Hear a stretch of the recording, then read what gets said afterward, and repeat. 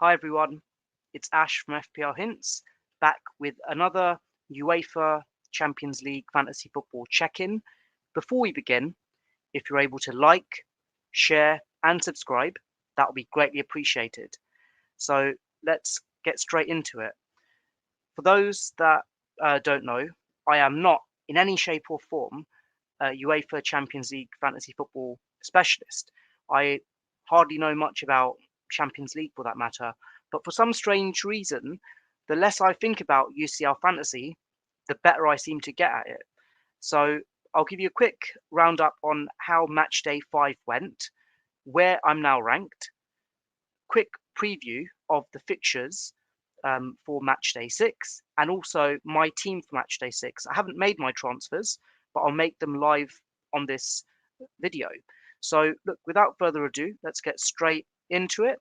Played my wild card in match day 5, having played the limitless chip in match day 4, and you could say it kind of went to plan. Ultimately got the rank rise that I needed. That got me to 373 points. But then you look at it straight from the get-go, the captaincy was a fail, unfortunately. Had Haaland, I believe, as my captain for the Tuesday night game, and then I felt there was more of an upside to go for Harry Kane, having had a fantastic run of form in the Champions League and also in the Bundesliga. Then he got a blank, but then thankfully the difference between Haaland and Kane was 4 points ultimately, so not a massive drop-off, but it was really the players that I did have that bailed me out ultimately.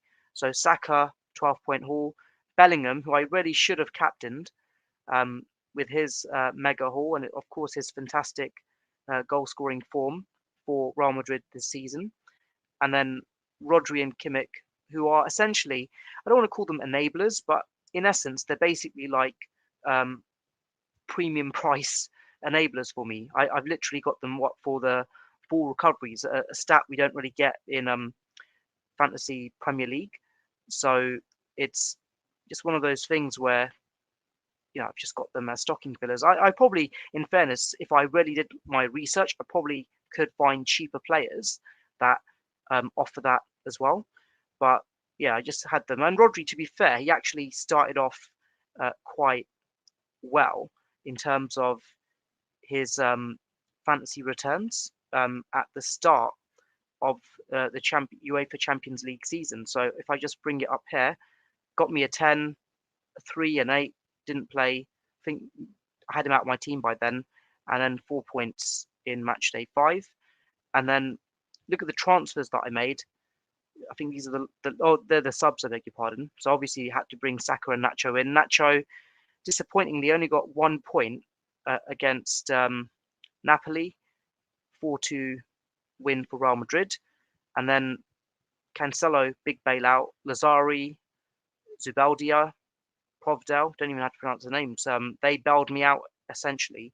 So on the wild card, the situation that I had was some of these players still had something to play for. I think Harry Kane technically didn't at that point, but then they secured the draw, I think, against Copenhagen 0-0, which ensured that they basically qualified for the knockout stages. And then the bench, Sudakov, Kim didn't play. Would have been nice, would have got some points potentially from him. Morata got him out after his 2 points. And then Romero, 6 points, but thankfully didn't outscore Providel. So 83 points, 91 the game week before, 61 in match day 2, and then 78 in match day 1.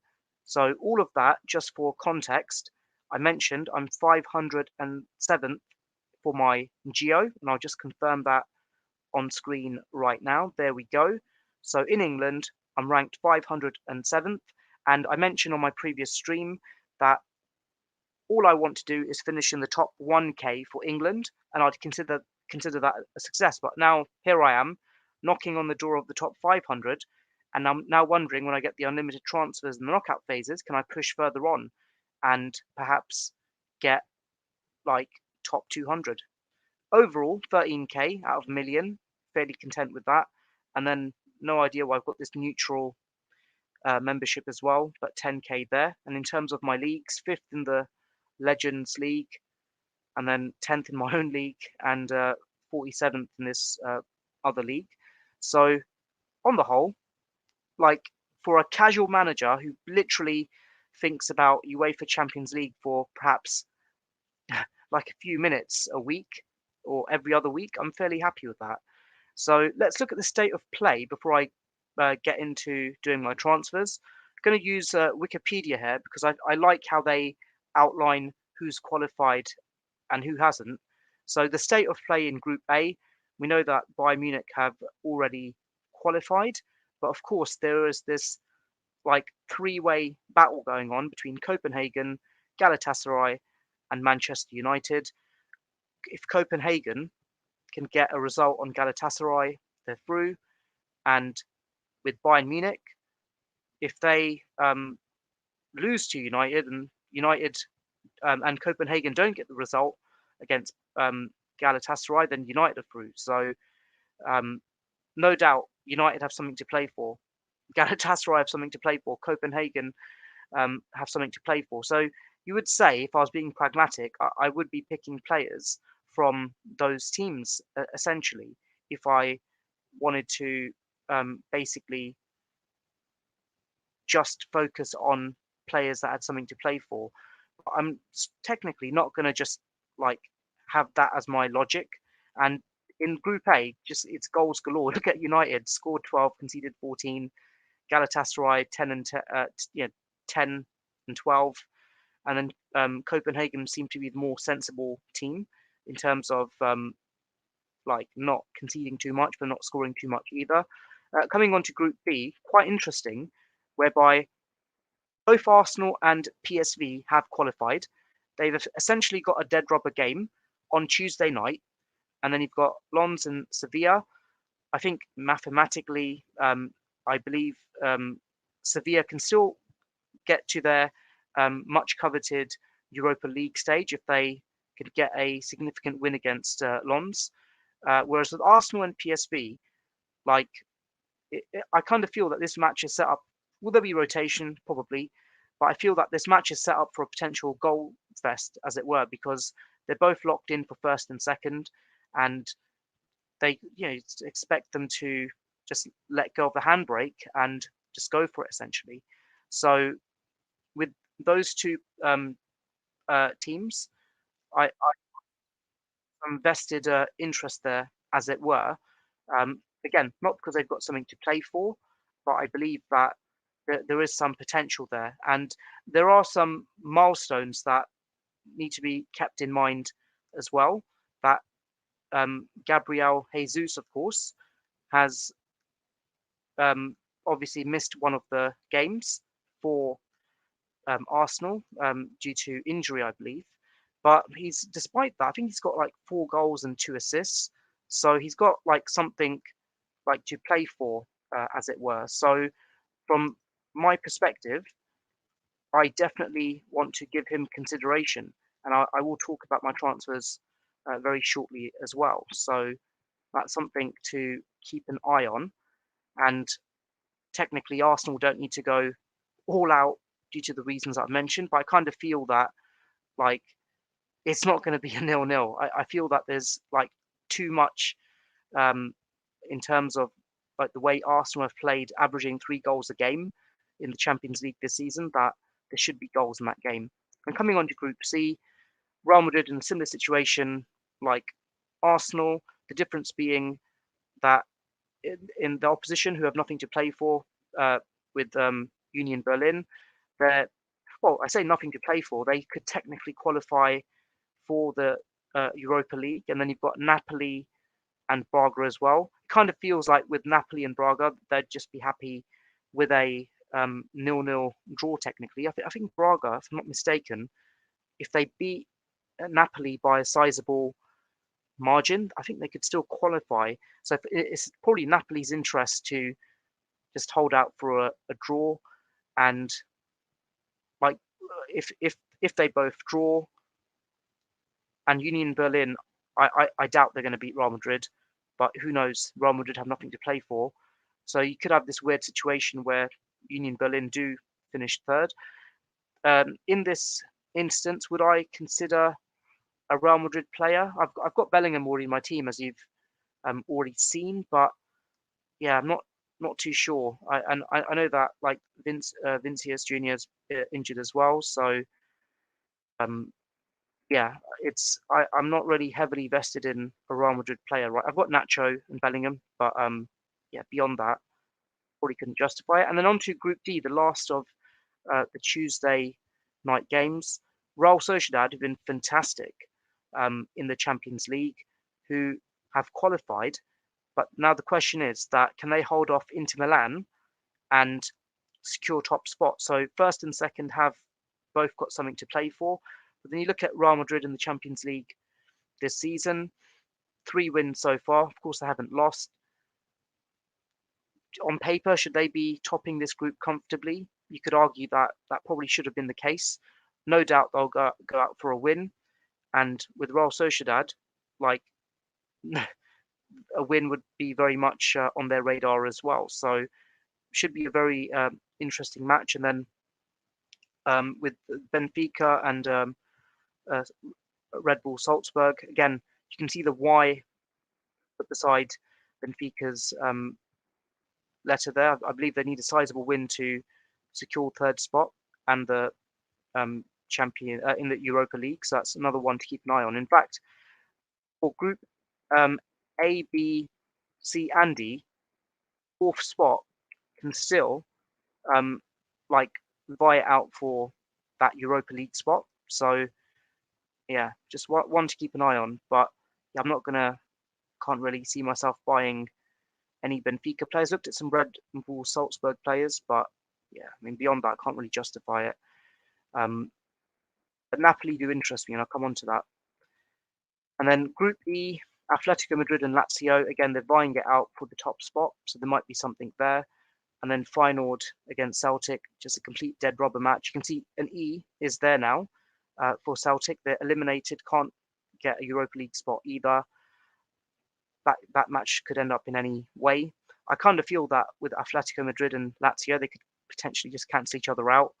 I've got Morata for this match. I think I've got another Lazio player as well. So make sure if I get it right for Lazio, Lazzari, he's in my team right now. So got some sort of interest in there. But because it's a Wednesday night game, if I could potentially sub him on, then I'll probably do that. And then Group F, my own sympathies are with this group and Newcastle United. That I really hope that like get a win against AC Milan, and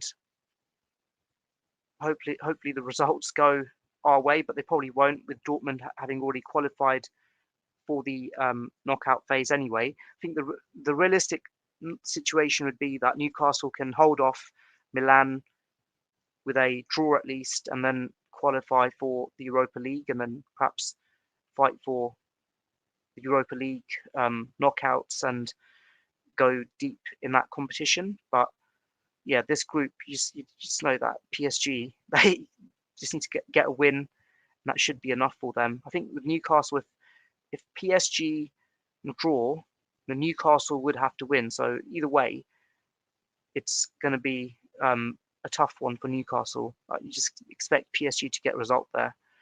Group G, Man City already qualified, of course, top spot is secure. And with Haaland, of course, he was unexpectedly ruled out of the Premier League squad on Sunday. I personally would be very surprised if he played in this match. No idea if he's going to be fit enough for the match against Crystal Palace, but I feel that this match is just too soon around the corner, and I would like basically sell him from my own team purely because City have nothing to play for. They've got Alvarez, they've got other options in attack, so I can't even see him making the bench really. And then of course Red Star Belgrade have already eliminated, and then RB Leipzig have secured second spot, and the young boys have secured that Europa League spot. So this group is just wrapped up. It's just formalities really. And then Coming on to Group H, got Barcelona, who in this situation here, you can see that Porto and Shakhtar Donetsk are still vying it out for that final knockout group and then knockout phase spot. Antwerp are already out, so it'll be interesting to see how this match ends up ultimately. I know that with Barcelona in particular, they've got Antwerp away. I think they'd want to secure at least a point just to guarantee top spot there. Not sure what the head-to-head records are with Porto and Donetsk. Maybe they have got the head-to-head advantage, but either way, Barcelona through, and then Porto and Shakhtar Donetsk have something to play for and fighting it out. So that's the roundup of the Champions League groups as they are. And just a quick look at my team as it stands right now. So you can see I've got Harry Kane in my team. I've got Haaland, who I will sell because I would be surprised if he gets any minutes just due to the short turnaround time between Sunday and Tuesday. And then Sudakov from Shakhtar Donetsk plays on the Wednesday. And I've got Rodri, who also, zoom out, apologies. Sorry, not on the Tuesday. They play on the, I beg your pardon, they play on the Wednesday, Man City. So got Rodri as an option. Kimmich, Kane and Kim, they all play on the Tuesday, as does Saka and as does Bellingham. So I've got a good split between Tuesday players and Wednesday players. And the goalkeepers, I've got Provdel, who's playing on the Wednesday, and I've got Romero of Real Sociedad, who's playing on the Tuesday. So luckily, I didn't plan it that way when I had my wild card, but from that perspective, I'm fairly content with how it's panned out. So got 2 free transfers. I've got no money in the bank, and I've decided I'm going to get rid of Kim because I feel that United will score against Bayern. They might lose. They might have a heavy scoring draw. Kim didn't play in the last match. There's no vested interest for Bayern. Out he goes. I think Cancelo, I hope he still plays. Lazari, I can potentially get him on as a sub. Zubeldia, I'd definitely start him, of course, on the Tuesday night match. And Nacho, who I think got a 1-point cameo last time out. I hope he does start this time. Who knows? So I've got players to start on the Tuesday, and then Bellingham, Saka, Kimmich, they can start as well. Haaland, who plays on the Wednesday, I will be replacing him with the Tuesday player. Morata plays on the Wednesday, and Kane plays on the Tuesday as well. So first of all, I'll be replacing my defender. So the defender who I have in mind, it's for Napoli. He's been chipping away with the points as well. I know you've got Dortmund there. Hummels from Dortmund, Muniot, Matvienko. But if I just go further down, there he is. Di Lorenzo. He's got like some sort of attacking prowess. He's had some interesting game weeks, match days, I beg your pardon, in UCL Fantasy. So played pretty much every single minute, 1 clean sheet, an assist, 9 goals conceded, and a goal scored. So clearly there's attacking prowess there. I think it makes complete sense for me to get him in. So I'll transfer him in, and that means I've got 11.1 million to spend on a striker. And if I just sort by, let me just change defender to forward, apply the filters. In terms of like who I could buy, I could pretty much buy any striker apart from Mbappe, and obviously Haaland is who I'd be selling. So Vinicius, sorry to call him Vincius, don't even know his name. Vinicius Junior, I believe he's injured, or he was injured. Don't think he even played in the last match for Real Madrid, so I won't be buying him. Mbappe, can't afford him. Griezmann appears to be an option, but then I've got Morata, so I can't see myself doubling up on Madrid. And then Lewandowski hasn't really been on fire during this Champions League campaign. And then there's Victor Osimhen, who on paper has got something to play for. Then I'm concerned he's had a few no-shows and not much has happened after match day 1 due to different reasons. Rashford has got something to play for. And then, like, further down, you got Rodrigo, could potentially get him as well, knowing that Vinicius Junior isn't going to be playing for Real Madrid. But actually, the player I'm going to go for, a bit unorthodox, has nothing to play for technically. It's actually Gabriel Jesus, 8.6 million. The reason I've gone for him in particular, or I will be going for him, he's got 4 goals, 2 assists in 5 games. And if I'm not mistaken, he's actually one of the leading goal scorers in the Champions League right now as well. So from a personal perspective, there is something he is playing for. I'll just share my screen here. Again, apologies, it is Wikipedia, but I like how they've got everything outlined very clearly. So, like, literally, he's like, Højlund could probably score against Bayern. Then you've got Morata could score. Haaland won't. I'm not expecting him to start. And then you got Alvarez, Ivan Nilsson, Jesus. Yeah, Jesus could just bag in a brace against PSV, and there we go. He's the top scorer of the Champions League before they go to the knockout phase. And Osimhen, yep, could have been an option for me. Griezmann perhaps as well. But I just felt that the reason I chose Jesus in particular is he had some time out being injured for Arsenal, and then he gradually got eased back in as well, playing just over an hour for a couple of games, and then he's been eased back in. So I feel that like he should get minutes, and if he doesn't, I've got the peace of mind that I've got 3 Wednesday players on the bench waiting to sub on if either him or Saka don't get minutes or they just fail, basically.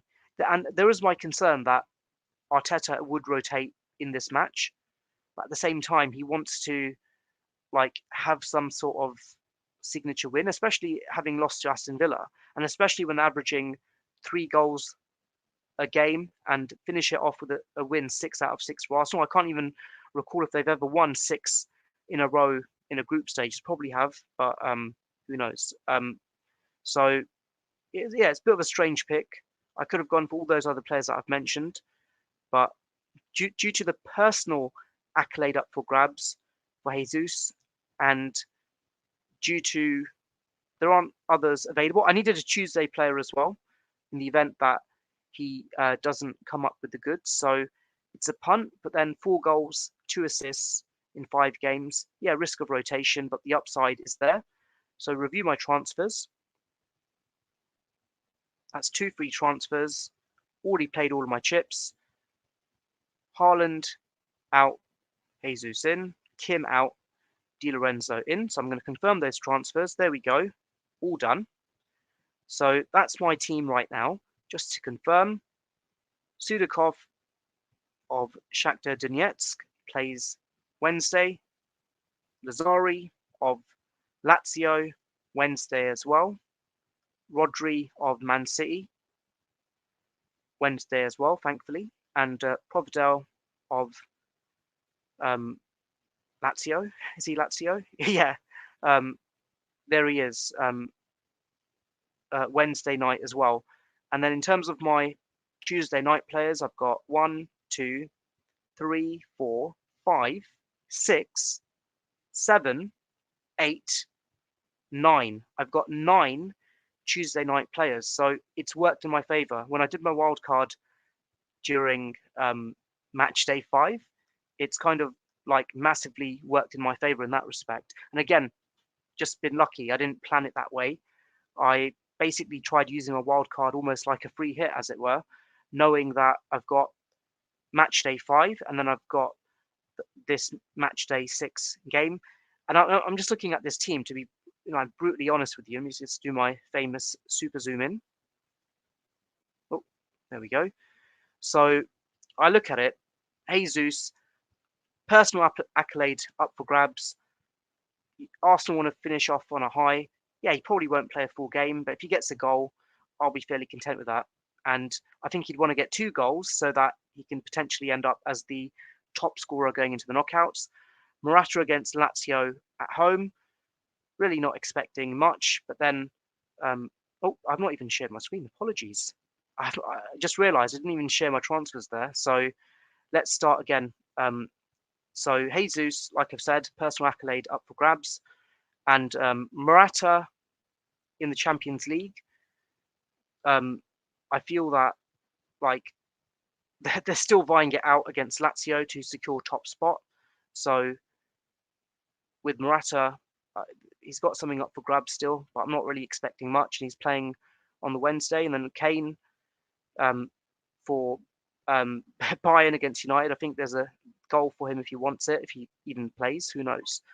But again, Kane is also, just like Jesus, in a position where he could end up as the top scorer in the Champions League, like lead it into the knockout. So they all have something to offer. And Morata. So I mean, I had the like stat up. I think it was Harry Kane on 4 goals, Morata on 5 goals, and Jesus on 4 goals. So like on a personal level, they have something all to play for. And then coming onto my midfield, Bellingham scoring goals for fun. Is he going to start? Who knows? But I'm going to captain him just due to his fantastic goal scoring run in all competitions. And then Saka as well. Do I expect him to have managed minutes? Absolutely, with the busy festive period ahead.